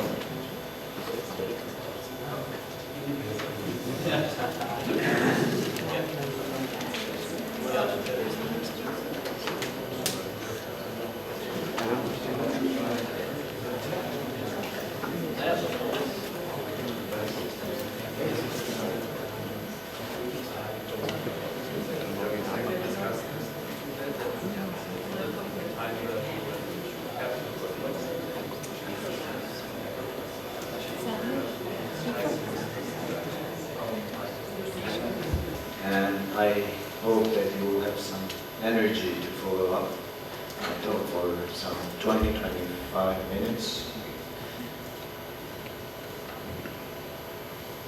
The larger intellectual framework in which my talk is situated is the challenge to rethink and revisit the classical Western thought with its fundamental concepts of universality, teleological linearity, object-subject relationship, and most importantly perhaps, the overarching concept of the nature, of which unfortunately I will not talk today.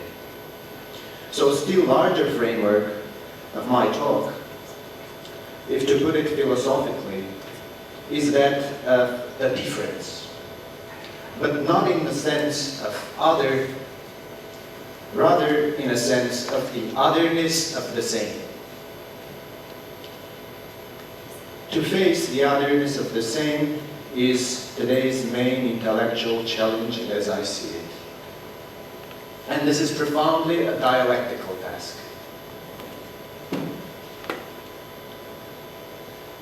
To do this, one has to start, I think, with a critique of the regime of urgency, of contemporaneity, that is haunting a theoretical work today. Theoretical work has long become subject to the production of planned obsolescence, a rapid regime of theory update. Specific to the late capitalist phase of time management, this regime dominates theoretical work and polices its borders with conceptual vocabularies on the one hand and political correctness on the other. There is always an aged, no longer adequate theoretical framework against which one has to propose one's own. For example, if one wishes to elaborate upon historical materialism, one has to distance it from its Soviet conception, pass it through at least Benjamin's and Zizek's contributions, take it into account its postmodernist criticism, and subject it to the legislative authority of others, non-West, non-male, and so forth. A theoretical work can be accounted for being contemporary only after these kinds of regulations are met. Sometimes the meeting of the regulations itself becomes a theoretical practice, reducing the value of theoretical work to its exchange value only. Today, I'll try to go beyond these regulations, and thus the alienating dilemma between up-to-date and traditional theories, not by proposing a third alternative, but by attempting to reveal the potentialities that the traditionalism of a theory might suggest if it is addressed on its own terms. This avoids the capitalist temporality based on the qualitative differentiation between the old and the new. In some sense, my talk about time takes a time out from this temporality and attempts at addressing the conception of time that is out of current time or the time of the current. Now, what kind of conception of time would emerge from Marx's historical materialism if it is not grilled by contemporary theoretical regulations? I claim that in fact this conception is based on at least two now deeply traditionalist theoretical assumptions: objectivism and historicism. Here is a characteristic passage from Marx. Thanks so much. That was it. Yeah. Sorry, I had to do this. Thank you. And now, Marx. Needless to say, man is not free to choose his productive forces, upon which his whole history is based. For every productive force is an acquired force, the product of previous activity. The simple fact that every succeeding generation finds productive forces acquired by the preceding generations and which serve it as the raw material for further production engenders a relatedness in the history of man, engenders a history of mankind, which is all the more history of mankind as man's productive forces and hence his social relations have expanded. End of the quote. Marx's historical materialism, thus, is objectivist, since it claims to have discovered the objective forces that condition the real course of human history, and it is historicist because it sees history as by definition a forward movement evolving through a complex yet specific process of generational successions. This presence of the past is assumed to be always already the case. The presence of the past is assumed to be always already the case. Marx's theory of historical contradictions and revolutionary upheavals, I argue, are constructed upon these postulations, and it is not by chance that they are often formulated by the concepts of the dead and ghosts. The 18th Brumaire of Louis Bonaparte is the most telling in this regard. Famously assuming that major historical events occur twice, the first time as tragedy, the second time as farce, Marx links his objectivist historicism to revolutionary agendas. Quote, "Men make their own history, but they do not make it as they please.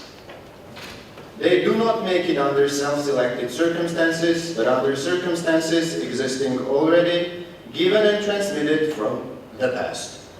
The tradition of all dead generations weighs like a nightmare on the brains of the living. And just as they seem to be occupied with revolutionizing themselves and things, creating something that did not exist before, precisely in such epochs of revolutionary crisis, they anxiously conjure up the spirits of the past to their service, borrowing from their names, battle slogans, costumes, in order to present this new scene in world history in time-honored disguise and borrowed language." Marx goes on to differentiate between two ways of conjuring up the dead. The first was that of the French Revolution, draping itself in the guise of ancient Rome. The second was the coming to power of Louis Bonaparte, which, according to Marx, was not a true conjuring up of the dead, but of parodying the old and making the ghost of the revolution walk again. If the first case toppled the feudal rule, the second established the sober reality of bourgeois society. By thus differentiating between the positive revolutionary stage and the negative reactionary stage of the development of bourgeois social relations, Marx conceives of the dead as a kind of nightmarish tradition useful enough to serve the revolutionary causes of the present when invoked by the contemporary subjects. Marx argues that in contrast to these revolutions, the new 19th century social revolution will not need recollections to smother its content and will not take its poetry from the past, but only from the future. It, this is quote, must let the dead bury their dead in order to arrive at its own content. The proletarian revolution, itself made possible by the preceding revolutionary struggles, and in contrast to these very struggles, will be the only revolution whose content will go beyond the phrase. Marx's discussion of the relationship of the revolutionary present to the dead of the past remains within the framework of his critique of capitalism. Here, it seems, Marx does not assign agency to the dead, rather to the living who conjured them up. Marx's critique of capitalism defined almost all the subsequent discussions of Marx's conception of historical time and the dead. This was not only because the critique of capitalism constituted Marx's main theoretical endeavor, but also because the subsequent commentators worked in the context where the negative aspects of capitalism and the need to cope with them were felt most urgently. Whether it be Benjamin's historical materialism, formulated in the context of fascism, or Derrida's New International in the context of the 10 plagues of late capitalism. But there is another facet of Marxist thought, which emerges when he deals with the contexts that suffer not only from the ills of the capitalist mode of production, but from the lack of its full development. This is, I think, very important. In such contexts, where opposing modes of production exist side by side, Marx's understanding of the past in relation to the present acquires slightly different overtone. When discussing the underdeveloped socio-economic state of continental Europe vis-à-vis capitalistically developed England, Marx argues in the case of the former, quote, the condition of things is much worse, since, quote, alongside the modern evils, a whole series of inherited evils oppress us, arising from the passive survival of antiquated modes of production with their inevitable train of social and political anachronisms.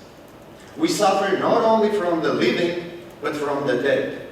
Le mort saisit le vif, he says. The dead seizes the living. End of the quote. In such contexts, therefore, the dead acquire agency. Instead of only weighing on the brains of the living or being conjured up from the present by the historical subject, they now seize the living and introduce a fundamental, somewhat ghoulish anachronism into the very structure of the present. Traditions live here alongside the processes that erase them.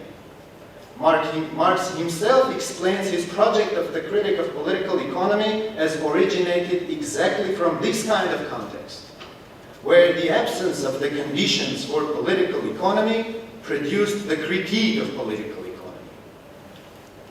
The critique of capitalism came from capitalistically underdeveloped context.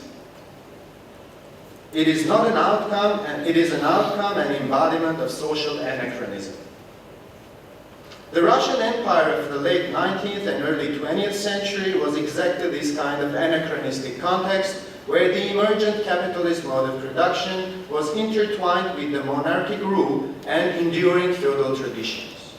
Lenin's theory of revolution and the October Revolution itself can be interpreted as an outcome of this anachronism, analogous to Marx's critique of capitalism, the difference being that the weapon of criticism was now replaced by the criticism by weapons. This anachronism that brings about the reign of the dead over the living was especially the case in such peripheries of the Russian Empire as Armenia. Not surprising then that the problem of historical anachronism was a central theme in the work of perhaps the major Armenian Marxist theorist, a historian and a revolutionary, Ashot Hovhannisyan. Hovhannisyan's historical scholarship, in line with his political practice, critically positioned Armenians as historical subjects entangled in the complex web of international struggles for liberation with capacity to generate their own future. In his doctoral dissertation, which he defended in Munich in 1913, Hovhannisyan reads the medieval Armenian prophetic literature as a peculiar manifestation of desires and expectations of the political liberation of Armenians. He points to a characteristic logic of the construction of temporality that legitimizes a given political agenda. Current political expectations are transferred to the past, attributed to a major saint who articulates them in the form of a vision or prophecy directed to the future. As a result, the present political course is legitimized as the future predicted in the past. This is not a revolutionary conjuring up of the dead, of course, but a normalized, retrospective falsification which makes the currently authoritative head speak for the ruling political agenda.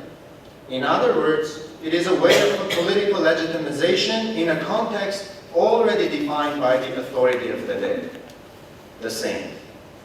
The politics, thus, is the politics of making the living dead one's own advocate. After the October Revolution, in parallel to a political career, first as a People's Commissar of Enlightenment of Soviet Armenia, later as the General Secretary of Central Committee, Hovhannisyan was occupied by developing a Marxist theory of the local history of revolutionary movements, especially those that paved the way to the October Revolution, where he was an active participant in Baku Commune, and the Sovietization of Armenia. Here, he further elaborated the issue of anachronism, moving away from the prophetic temporality of the medieval context to the modern revolutionary temporality. In late 1920s, with the advent of Stalinism, Hovhannisyan was ousted from power and exiled in 1937. During the exile, he worked on a 2-volume fundamental work on 19th century Armenian writer and revolutionary Mikhail Nalbandian, a figure Armenian communists regarded as their predecessor. The epigraph of the book, taken from Nalbandian himself, says, "There were times when humans lived 100 years, but did not walk the path of a single day. But there were times when they walked a century in a single day." The first temporality is that of the routine, while the second is that of the revolution, revolutionary temporality. The latter has a character of being expanded so that to accommodate a future within itself. Within a limited time period, a day, it implied a specific action, a walk, which radically expands the limits of time period, a century. Hovhannisyan comments that with these words, Nalbandian generalizes the revolutionary meaning of the time he lived. Hovhannisyan states that he is especially concerned with the socio-political and intellectual contexts, as well as the complex development of those ideas of Nalbandian that are important for the needs of the present. This apparently innocent claim raises a question, at least to me. Why would one need to go deep into the context of the ideas that interest him from the point of view of the present? Is it a prerequisite of a simple positivist scholarship preoccupied with finding mere historical facts? But Hovhannisyan asserts, we are going to indicate a historical fact where its influence is the case, and it is necessary to emphasize it for the sake of the clarification of the subject in question. End of the quote. But now, instead of instrumentalizing the historical fact for the present needs of clarification, Hovhannisyan states, the importance of factual research stems from the subject itself, from the course of the development of the phenomenon under examination. So one can see that Hovhannisyan's logic goes beyond the dilemma between the traditional positivist scholarship buried in the past versus the living critical scholarship concerned with the past so far as it is valuable for the needs of the present. Instead, it is the very characteristic of the revolutionary temporality of the past to reach out to the present while remaining within its own temporal limits. In such cases, to articulate the past the way it really was means, in a sense, to articulate one's own present. A lengthy quote from Hovhannisyan will illustrate this dialectics of the revolutionary temporality as he saw it. Now the quote. He asks,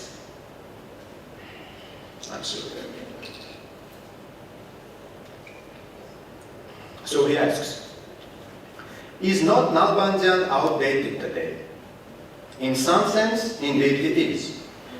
Nalbandian and his heirs today, meaning the Armenian communists, do not only express different, and he put an emphasis on it, different moments of the development of revolutionary thought and practice, but represent different social formations, different historical epochs. The October of the 1917 has plowed an unprecedented bridge between the times. The past, covered by the layer of the dust of the ages, often appears to us as a corpse buried in the depths of the eternity.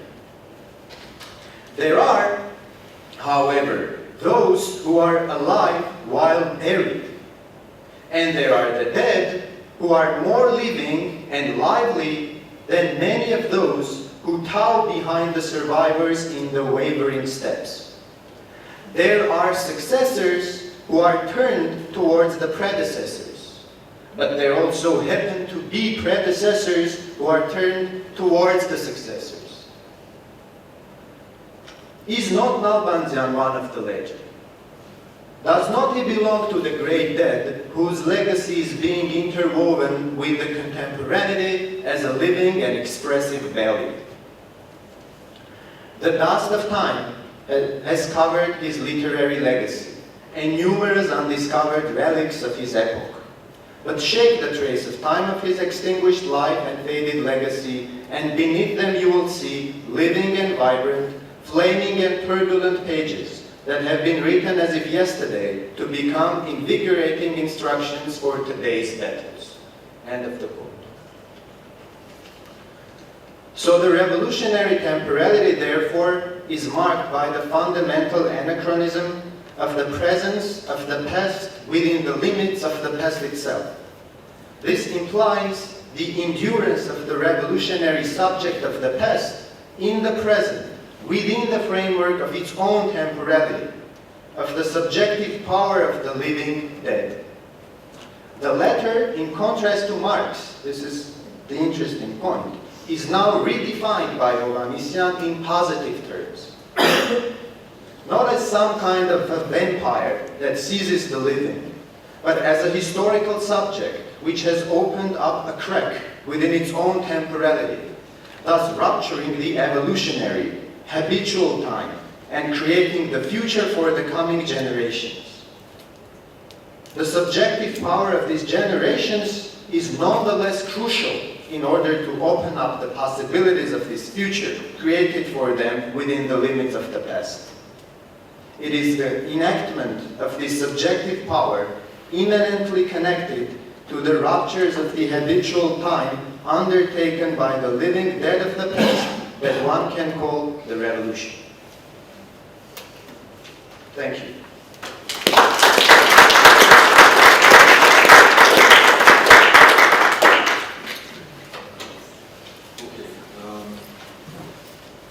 Well, I guess my task as chair is to try to connect the papers before opening up things up to discussion. I won't have, the papers are obviously connected, but they're connected in lots of very different and very interesting ways. So I'll just point out what seemed to me to be the obvious continuity, point of continuity in the paper. Well, first in Nadia's paper, it seems Nadia's account of there's a fundamental issue about the relationship between capitalist time and time as experienced by the colonized. And the whole, I took the burden of Nadia's paper to be trying to explain, the complex articulation between this, this abstract, homogenized time of capitalist production and the different, the more heterogeneity of the time of experience by the colonized. I think the crucial point that Nadia brought up in thinking of Nadia's, the problem of knowledge is the relationship between social mediation and forms of thought.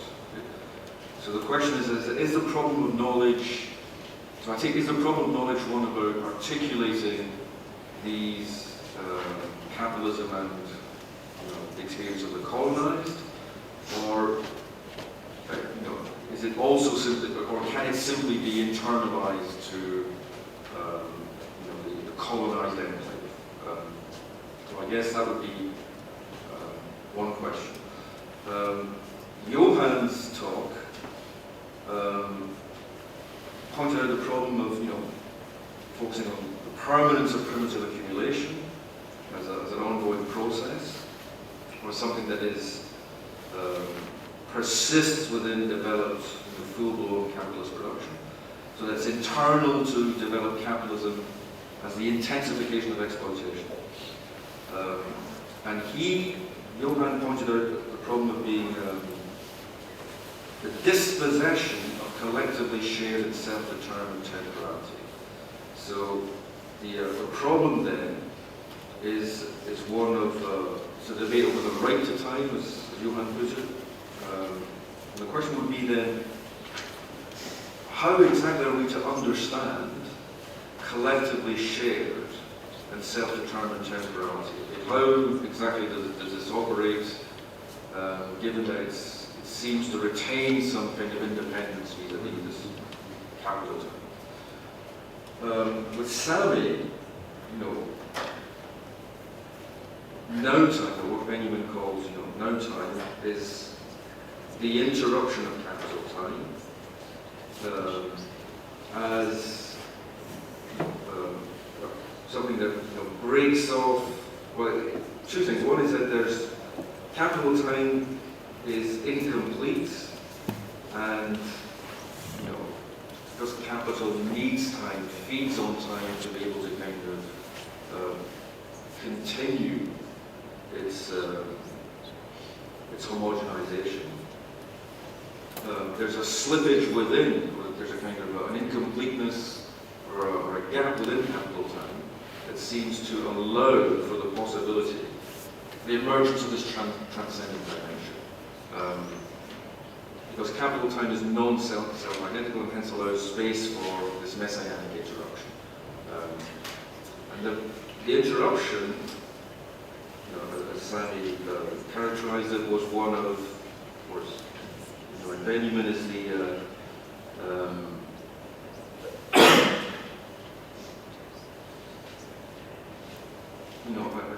an assertion of solidarity with the oppressed, the victims of history. So it's by reactualizing struggles that were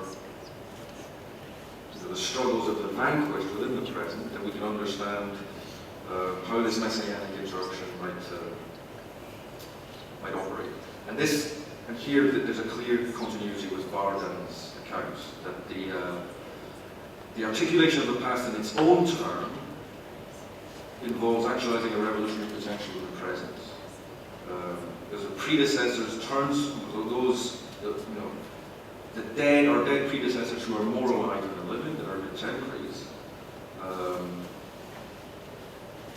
furnish us with the resources we need to challenge the status quo, whatever is the consecration of oppression and justice. So I guess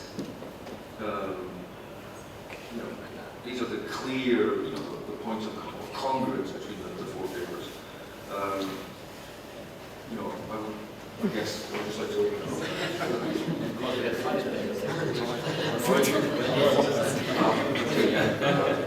So yeah, please, I'd like to invite questions. Yes. Thank you very First, I would like to congratulate the organizer of this workshop to bring a critique of capitalism in this time of revolution of the Arab uprisings. I mean, this is how, and here I see how important your work, Nadia, on Mahdi Amil and to re-excavate his work for the presence, for concerning the class struggle.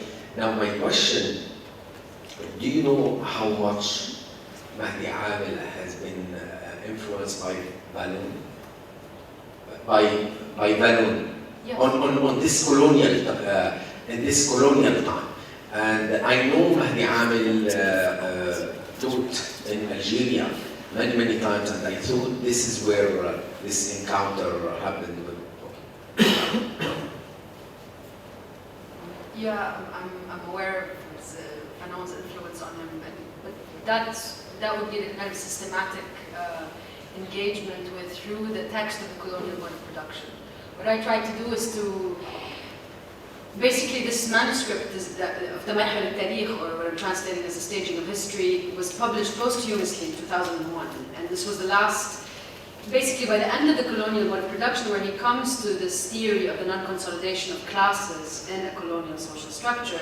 He finds it necessary to go back and think of history and historical time, and he says, this is what I'm going to do in the next, and this is where I have to go. And of course, the Mahal al-Tarikh is, I think the project basically gets left on the side because of the Lebanese Civil War. I mean, so by 1975, he's writing, for the party all the time, and he comes into the analysis of, the reasons behind or for the Civil War, as well as where can you identify revolutionary politics within the Civil War itself. So that project gets stopped, and it stops with the Lebanese Civil War, and that's why what I was trying to do today was to look at في تمنح التاريخ, but I have not yet done this kind of an engagement systematically with where he's reading Fanon and what he's doing with Fanon in the colonial mode of production, which is the second text in the trilogy. But I do know that he was reading him in Algiers when he was there, and he has a piece on him in French as well that will be translated soon. So, Yeah, actually, thank you for this very useful reconstruction of our four papers, and pity indeed that nobody, reintroduced your paper to the discussion. So I will try to make a link between my paper by partly answering your question about self-determination, which I can only partly answer, to your paper on the one hand and Sami's paper on the other hand.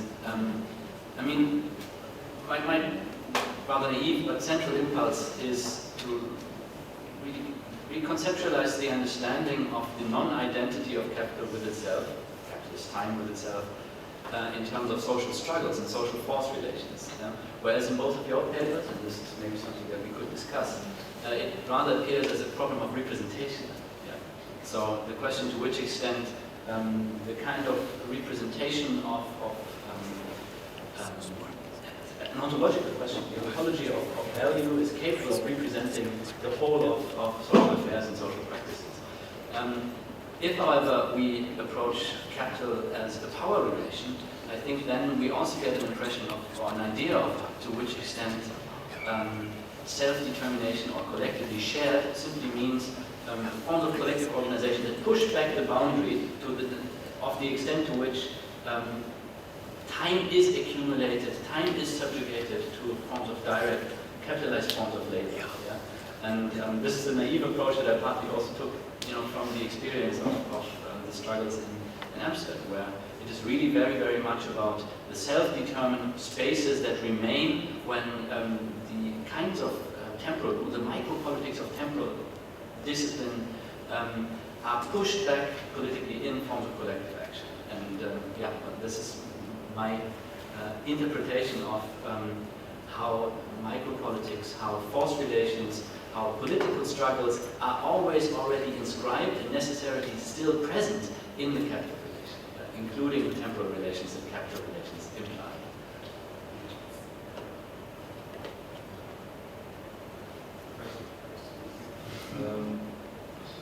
Well, I guess, just a quick response.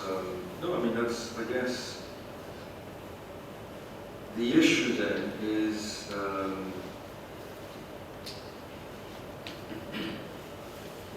well, two things. One is,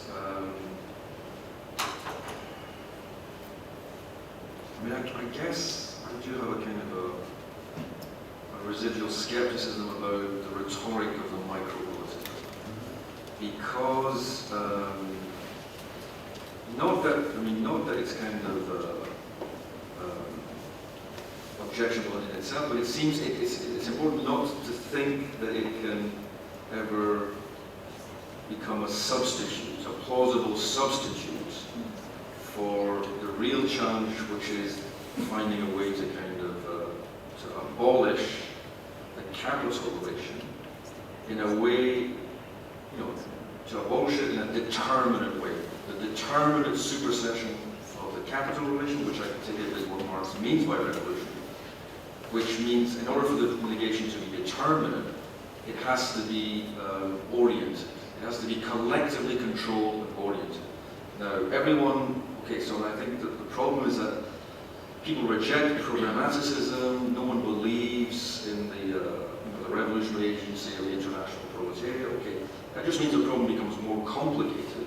And I fear that scaling down, turning it into a problem of creating, small-scale local enclaves of resistance, of collective autonomy, that is, it seems to me it's an understandable kind of palliative, but it's not going to solve the problem. It doesn't solve the problem, it just displaces it. Because this is why I think we have to kind of talk about totalization.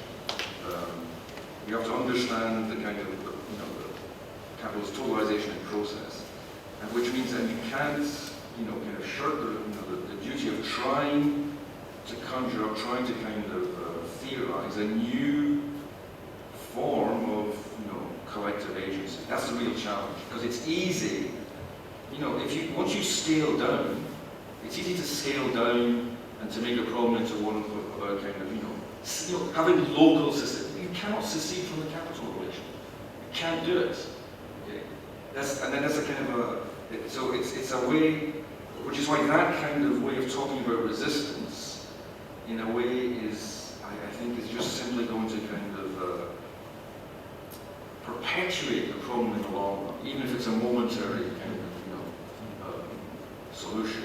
A tactical solution. I get your point, and I probably even very strongly agree, but what I mean with micropolitics is not so much to restrain yourself to local struggles. So what I mean is rather to address the ways in which, in very micrological and specific ways, spatial-temporal forms of order are implemented on individual subjects, and that there are capacities and moments of resistance possible that are actually inscribed into the capital relation, because the capital relation is a force relation as well. That is not to say that this is the only, objective of struggle, like individual forms of not doing quite as much as we should also. Yeah, so I agree with your reservation, but my point would be more analytical than strategic. Okay. Question for Vardan. It's a simple one. Given your talk today about the living dead and the dead living, do you think Hovhannissian can be or is our contemporary today? Short answer to short question, yes, I believe to be so. and if I can elaborate more on it, but it was, what is the interesting thing about him is that he was part of the practical revolutionary work together with an intense theoretical work. And he was engaged in the revolutionary struggles, I mean, that paved the way for the Sovietization of Russia and other republics. So the toppling of the Tsarist regime and so on. And then they, with their comrades, colleagues, founded the Soviet Armenia, and then the whole project was Stalinized, and they almost all were either shot or exiled, and he somehow managed to be exiled and not shot. This is something surprising. And not only exiled, but managed to return. And to work during the exile against Stalinist ideology and politics by writing these books that I quoted from. So it was his theoretical, practical struggle against the Stalinism within the Stalinism. And he somehow kept this revolutionary struggle on the level of his living body, in a sense, on the level of his living presence. And so in the post-Stalinist Armenia, he was like a walking anachronism, who could walk on the streets, but a living kind of dead. So in that sense, he transcended the time he was living in by being part and parcel of it. So yes.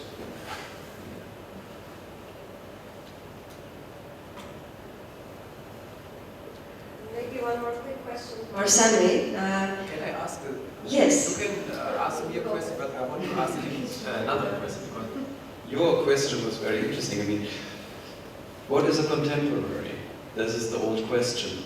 Obviously, a contemporary, how can you be contemporaneous with a time that is not identical with itself?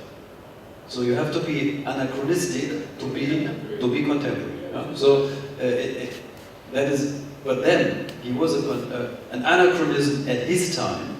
So, and his anachronism was so the condition of possibility to be ahead or before his time. That made him a real contemporary of his past as a living anachronism, and this precisely connects him to our time, where he cannot be synchronous with our time. So every kind of synchronicity today is an enforced synchronicity. So contemporaneous as the topical, the current, that urgency, you said, what we are asked to produce, basically our, as intellectual workers, what we shall produce for this current state of affairs is enforced synchronicity with a time that is non-identical with itself, as a social struggle anyways, but also within the internal dialectics of what I call capital time. So capital time is also not identical with itself. So in the end, you have an aporia. On the one hand, you have the unevenness of class struggle, and on the other hand, you have the unevenness or internal split nature of capital time itself. And the old question is how to always do the parallax shift, move the perspective between the two.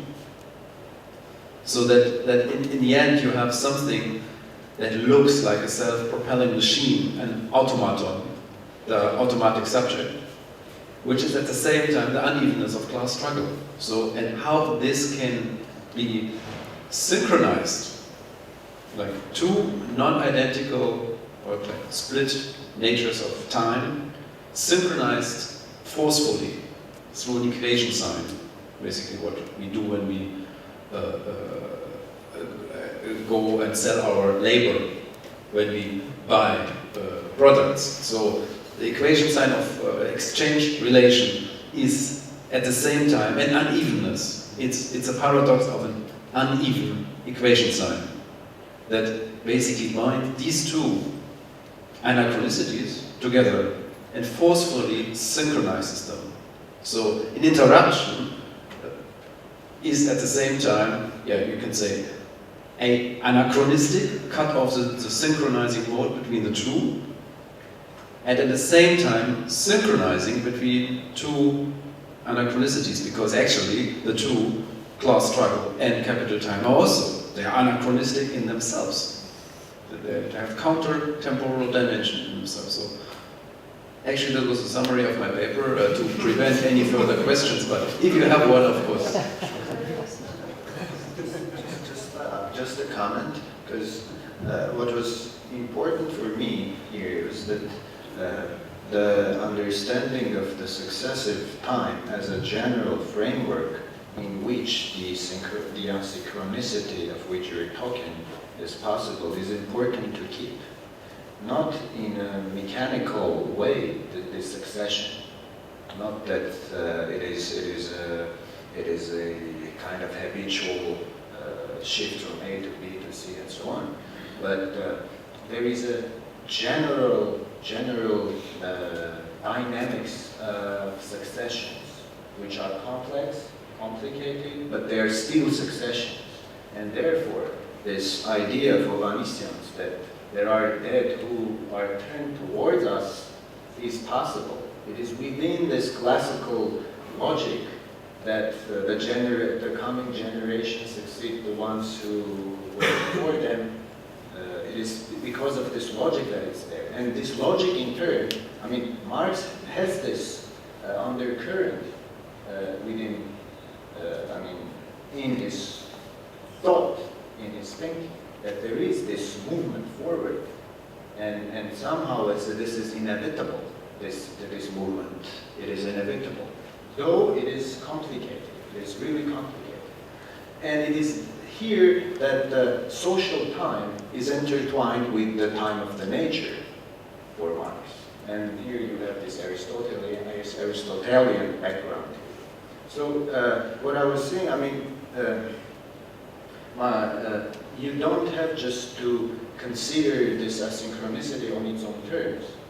I mean, you can do this. But at the same time, the important thing, and it comes to the totalization, to the aspect that if you don't have a certain totalizing understanding of the historical process, you will, in this way or another, fall into relativism, and maybe therefore become contemporaries while you're becoming relativists. So it's important to keep this. I just want to raise a question. I guess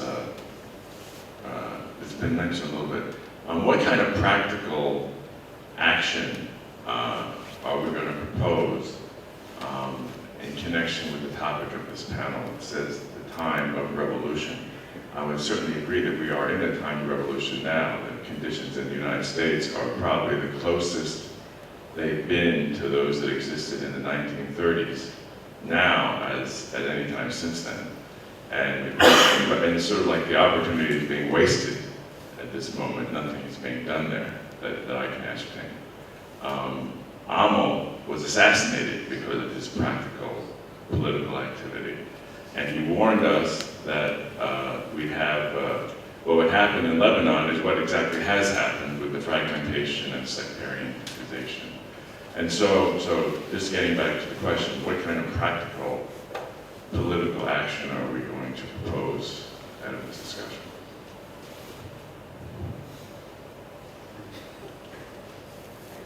So I think for one thing, it was very interesting saying that, because there's been a general, again, contemporary Marxist theory, there's been a general moving away from thinking of class struggle versus, categories of value, labor, commodity, form, and money, which can all be taken to actually make politics that are engaged with the class struggle even kind of make it stronger. So I feel that there was generally on the panel, that position was very much, articulated in the sense that you not let go of the politics of class struggle, but how do you further kind of, push them forward. And what's been going on in the past 20 years in Marxist theory. Just an observation. I think that, it's a real. I think the problem is what happens to class struggle when the revolutionary horizon ceases to be the seizure of the means of production? How do you prevent class struggle from devolving into simply kind of something like a permanent revolt? Because there's a difference between revolution and revolt. Revolt, you have to, revolt, a struggle against the rich and powerful, waged on their own terms, which is simply kind of confrontation. You have to, you're going to lose that struggle because the rich, no matter, even if they're outnumbered 1,000,000 to 1, have the technology and the resources to secure their domination for centuries. Which is why the rich are not worried. No matter how bad things get, they're not worried. So I think if you take that very kind of practical problem seriously, is can you do something other than just kind of insist on the obligation to revolt? Because I think that's not a kind of a credible substitute for class struggle as a revolutionary project.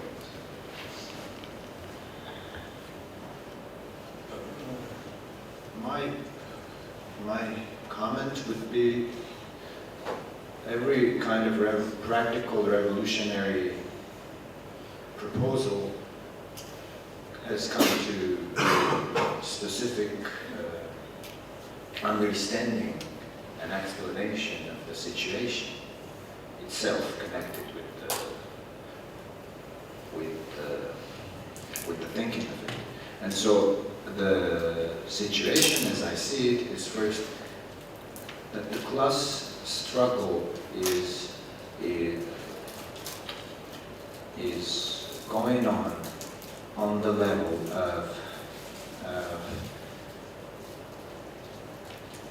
on the direction of petty bourgeoisization of the working class and of the population of the world in general. So the advent of capitalism is at the same time the advent of petty bourgeoisization of the societies and their idea and their way of thinking and lifestyle. And if we're to describe ourselves in class terms, then we would fall into this petty bourgeois aspect. So the real challenge, the real theoretical challenge is to understand how this process is going on, and might there be a chance. There were revolutionary changes, there were revolutions, and the history of revolutions are very much important for today, not as a historical interest, but because it is the nature of the revolution to reach out to the present and to understand this precedence as being almost already present. And this is a real theoretical work that should be done in this context, in this perspective, as I see. Not in a revolution can never be a thing or an object. It is what launches its own time and comes. Okay, so the Soviet experience, and then Kerensky's regime, right? The the intermediate government was perfect petit bourgeois government. And then Stalinization itself was again a petit bourgeoisization of the party. And so these are very important aspects, how the proletarian class struggle and the revolution were ate up, kind of, by the petit bourgeoisization. And this is on a theoretical level, which is very important to study in terms of class struggle, specifically in terms of class struggle. Could I just put it in a different, slightly different way? Take, for example, the case of Marx. Marx was not an academic, as we are. He was not just even an intellectual unemployed writing his books. He was an organizer. He combined intellectual work with being a political organizer. He organized the First International. There were committees before that he organized. And after the demise of the First International, he remained active.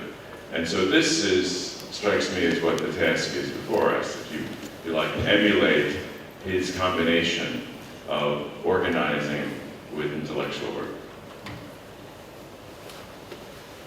I would certainly agree with you that the question of organization is very much at the center of any kind of critical philosophical project, and I'm not really in a position of giving a clear answer to that. I would, however, still like to give some kind of answer to your question by also referring to the experience of Amsterdam, which is a banal experience and a small experience. It's not a revolutionary situation at all, but it very much changed my own self-perception in the following respect. I've never been a squatter or an autonomous activist in particular respects, but this moment of interruption has brought people together in such a radically different way that there are really also different forms of productivity emerging from it. So different forms of conceiving of ourselves and making sense of our productive elements, of our productive capacities. So I actually still think that speaking in terms of appropriating means of production makes a lot of sense, even in particularly so in academic struggles. That's really what are we, under which conditions are we writing, speaking, and relating to each other. And this moment of interruption, and in that sense really this moment of providing time, occupying a space, was, let's say, a practical perspective of which I think that is quite closely linked to the perspective of my talk. That reclaiming space and providing interruptions that give time to make different use of your own productive capacities and produce and work in different subjective perspectives. That's just as much as I can say against the background of this particular experience. It's just if you have a quick comment. Only a quick, the other side of it would be, I like your comment that we are close to the 30s, but you know the 30s were a revolutionary situation, but mainly fascism was the enemy at the gates. And I think we are very much closer to 1933 than, for instance, in Europe to 1917 or 18. So I would be very cautious with these assumptions at the moment. I think the most important struggles in Europe, for instance, are the refugee struggles. So it's basically within the framework of capitalism, the biopolitical struggle of who is accepted as a bearer of living labor. This is the struggle at the moment, the most revolutionary, I would say, which is at the same time an anti-fascist struggle, because if this struggle is not there, Syriza government in Greece, first measure was, among the first measures was to stop the detainment centers for refugees and also stop harassing them. This is one of the major, let's say, synchronizing movements within Europe. It's the battle who is allowed to be labor power at all under normal conditions. And this is major organization. But you would say this is a struggle for survival. This is actually not where you gain initiative, where you're always in the defensive position. It's not probably a struggle where it's a rebellious struggle, but it's not a revolutionary situation where you can change the parameters of the possible. So I'm much more pessimistic here. I think these are the struggles we have to focus on to prevent a new fascism. And if there will be a situation when, for something else, I'm happy to see that. But I see at the moment that we have to really be one step ahead of fascism. Not only in this region, in America as well, you see petty bourgeois revolts are very much on the verge to also turn into fascism. I think we should not forget about this, but you all have this on your mind anyway, so sorry for this pessimistic outro into the lunch break. That's all we have here as well. Let's close with this wonderful note. And we'll regather here at 3 p.m. for the... What time is Azatyan? Thank you.